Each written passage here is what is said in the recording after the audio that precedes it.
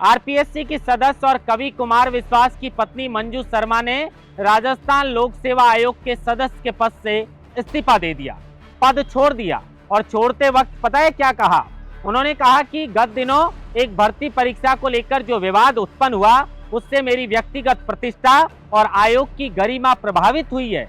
मेरे ऊपर किसी तरह के कोई आरोप नहीं है, लेकिन मंजू शर्मा जी, कोर्ट ने जिन 6 लोगों का जिक्र किया है उसमें आपका भी नाम है। और कोर्ट ने साफ तौर पर कहा है कि घर के भेदियों ने लंका ढाने का काम किया है। आरपीएससी के सारे सदस्य जो हैं उनकी इसके अंदर भूमिका बताई गई थी।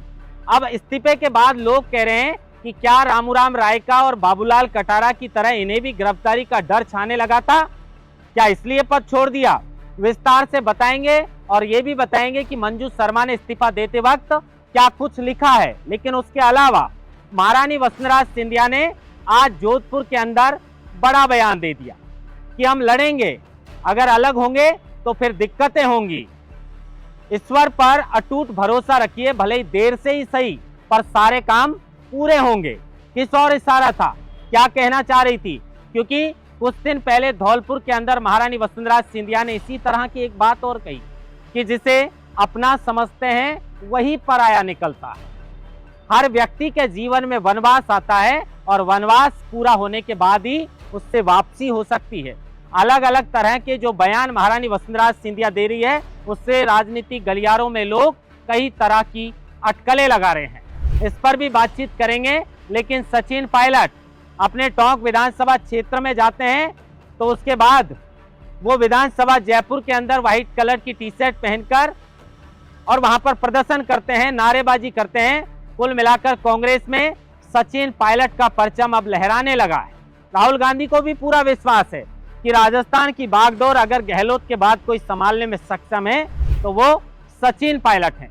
लेकिन सचिन पायलट ने भी सब इंस्पेक्टर भर्ती को लेकर बीजेपी पर तंज कसा है कि 2.25 साल हो गए, बीजेपी पूरी तरह कंफ्यूज है और अब इनकी सरकार कुछ और कहती है, कोर्ट कुछ और कह रहा है, इनको अता पता ही नहीं है।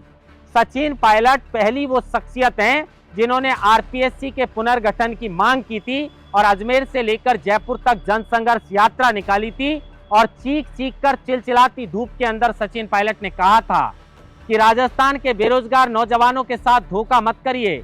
आरपीएससी के अंदर जो है वो पुनर्गठन करना चाहिए और जो भी गलत चीजें हैं उन्हें सही करने का प्रयास करना चाहिए। ये मांग उठाने वाले सबसे पहले सचिन पायलट थे, क्योंकि उन्हें दिख रहा था लगातार भर्ती परीक्षाओं के अंदर धांधली चल रही थी और उसी को लेकर सचिन पायलट का दिल फसीद गया कि भाई अगर बच्चों के साथ इस तरह धोखा होता रहा तो फिर लोग भरोसा किस पर करेंगे। विस्तार से इन खबरों पर आज राजस्थान डायरी के अंदर चर्चा करेंगे। नमस्कार, आप देख रहे हैं लोकमत हिंदी और मैं हूं आपके साथ महेंद्र बांसुर।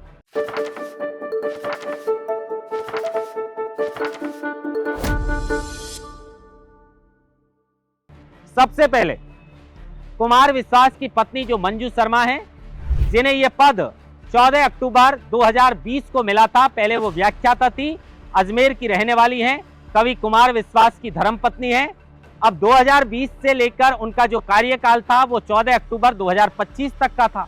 लेकिन अक्टूबर का महीना महज 1 महीना बचा था। 1 महीने बाद तो उन्हें इस पद से वैसे ही निकलना पड़ता क्योंकि उनका कार्यकाल पूरा हो गया था। लेकिन उससे पहले मंजू शर्मा ने इस्तीफा दे दिया। अब लोग कह रहे हैं कि क्या कोई डर मंजू शर्मा को सताने लगा था, क्योंकि वो तो अपनी छवि को साफ बता रही हैं। लेकिन कोर्ट ने जिक्र किया था और ये भी कहा था कि घर के भेदियों ने लंका ढाने का काम किया है। मंजू शर्मा ने क्या कुछ लिखा है इस्तीफा देते वक्त, पहले आपको वो पढ़वा देते हैं, उसके बाद बातचीत करेंगे। सेवा में श्रीमान राज्यपाल महोदय राजस्थान महोदय, सविनय निवेदन है कि मैं श्रीमती डॉक्टर मंजू शर्मा वर्तमान में राजस्थान लोक सेवा आयोग आरपीएससी की सदस्य के पद पर कार्यरत हूँ। मैंने अपना पूरा कार्यकारी व निजी जीवन अत्यंत पारदर्शिता व ईमानदारी से काम करते हुए व्यतीत किया है, किंतु गत दिनों एक भर्ती प्रक्रिया में उत्पन्न हुए विवाद के कारण मेरी व्यक्तिगत प्रतिष्ठा एवं पूरे आयोग की गरिमा प्रभावित हुई है। ये चिंता है मंजू शर्मा को, जबकि मेरे विरुद्ध किसी भी पुलिस संस्थान अथवा किसी जांच एजेंसी ने न किसी प्रकार की कोई जांच लंबित है और न ही मुझ पर किसी भी प्रकरण के अंदर कभी भी कोई अभियुक्त माना गया है। फिर भी सार्वजनिक जीवन में सुचेता की सदैव पक्षधर होने के कारण आयोग की गरिमा, निष्पक्षता एवं पारदर्शिता को सर्वोपरि मानते हुए मैं स्वेच्छा से राजस्थान लोक सेवा आयोग के सदस्य के पद से अपना त्याग पत्र प्रस्तुत कर रही हूँ। ये मंजू शर्मा है। मंजू शर्मा आरपीएससी की सदस्य थी। बाबूलाल कटारा और रामराम रायका की तरह उनकी गिरफ्तारियां हो गई। आरोप लगे कि बाबूलाल कटारा ने पेपर निकाला आरपीएससी से, उसके बाद रामराम रायका को दिया। अब मंजू शर्मा को ऐसा क्या डर सताने लगा था, या सचमुच उनकी व्यक्तिगत प्रतिष्ठा जो है वो इस पर प्रभावित हुई थी, इसीलिए उन्होंने इस्तीफा दे दिया?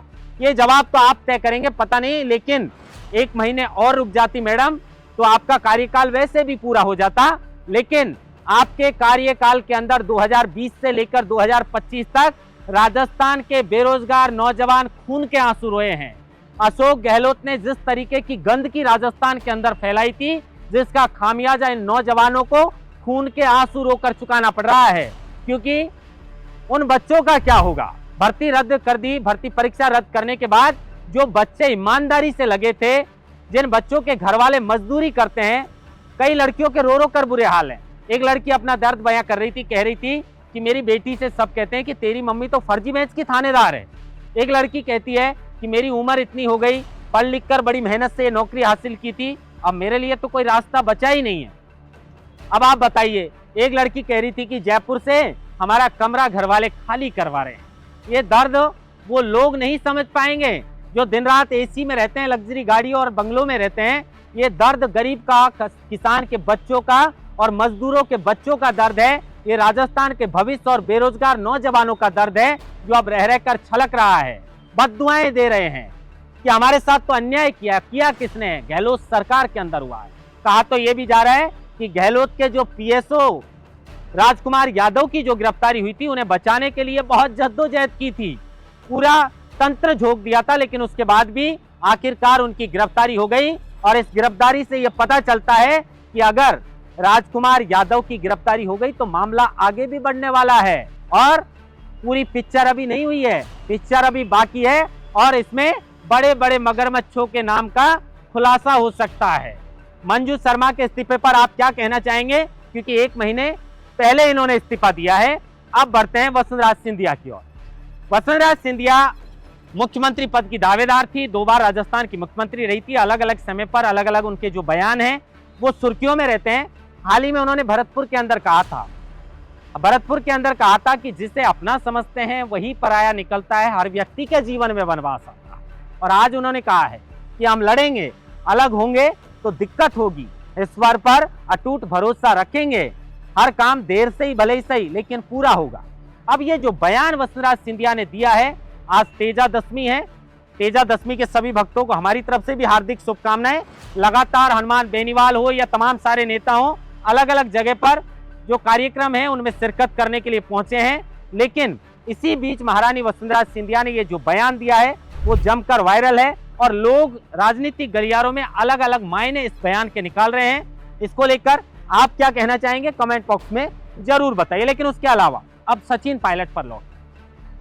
सचिन पायलट राजस्थान में सबसे पहली वो शख्सियत है डॉक्टर किरोड़ीलाल मीणा से पहले, जिन्होंने आरपीएससी पर सवाल उठाए थे और लगातार भर्ती परीक्षाओं के जो पेपर लीक किए जा रहे थे उसको लेकर अजमेर से लेकर जयपुर तक जनसंघर्ष यात्रा सचिन पायलट ने निकाली थी और ये मांग की थी कि आरपीएससी का पुनर्गठन करना चाहिए, क्योंकि इसमें राजस्थान के बेरोजगार युवाओं के साथ बड़े स्तर पर धोखा हो रहा है। अब देखिए, आप बड़ी विडंबना है कि हाईकोर्ट ने इस परीक्षा को रद्द कर दिया। कानून मंत्री जोगाराम पटेल पता है क्या कहते हैं कि आरपीएससी ने परीक्षा को रद्द नहीं किया है, उन्होंने सिर्फ ऑब्जर्वेशन दिया है और ऑब्जर्वेशन के बाद अब हम तय करेंगे, आरपीएससी को भिजवाएंगे। लेकिन अब उन्होंने मान लिया है, शायद उन्होंने कोर्ट का आदेश पूरा पढ़ा नहीं हो, वैसे वो विधि मंत्री हैं, उन्हें पढ़ना चाहिए। लेकिन अब इसको लेकर सचिन पायलट का कहना है कि सरकार पूरी तरह कंफ्यूज है। अब क्यों सरकार कंफ्यूज है? क्या इस मामले को आगे लेकर जाएगी? हालांकि इसको लेकर अभी कोई सरकार की तरफ से ऑफिशियल बयान तो नहीं आया है, लेकिन जो बच्चे खून के आंसू रो रहे हैं वो लगातार मांग कर रहे हैं कि हमारे साथ में न्याय करो, क्योंकि हमारा तो इसके अंदर कोई भी गुनाह नहीं था। सचिन पायलट टोंक जाते हैं, देसी अंदाज में वो जन सुनवाई करते हैं और कल टीकाराम जूली के साथ सचिन पायलट अपनी फौज को लेकर विधानसभा के अंदर प्री प्लान तरीके से सफेद कलर की टी शर्ट जिस पर लिखा हुआ था वोट चोर गद्दी छोड़, विधानसभा के अंदर प्रवेश करते हैं, वहां पर भी जोरदार हंगामा किया जाता है पक्ष और विपक्ष दोनों के द्वारा। उसके बाद सदन की कार्रवाई को स्थगित कर दिया जाता है। लेकिन सचिन पायलट ने जो आरपीएससी की मांग की थी, देर से ही भले ही सही, लेकिन कहीं ना कहीं इस परीक्षा को रद्द करके कुछ बच्चों के साथ तो न्याय हुआ है, उसके साथ अन्याय भी हुआ है। अब वो अन्याय को सरकार कैसे उसकी खाना पूर्ति करेगी? अब तो उन बच्चों को तैयारी करनी चाहिए, क्योंकि कुछ लग नहीं रहा कि उनके लिए कोई रास्ता है। गलत किया है अशोक गहलोत ने, जिनका खामियाजा इन बच्चों को लगातार भुगतना पड़ रहा है। महेंद्र मास्टर, लोकमत हिंदी, जयपुर।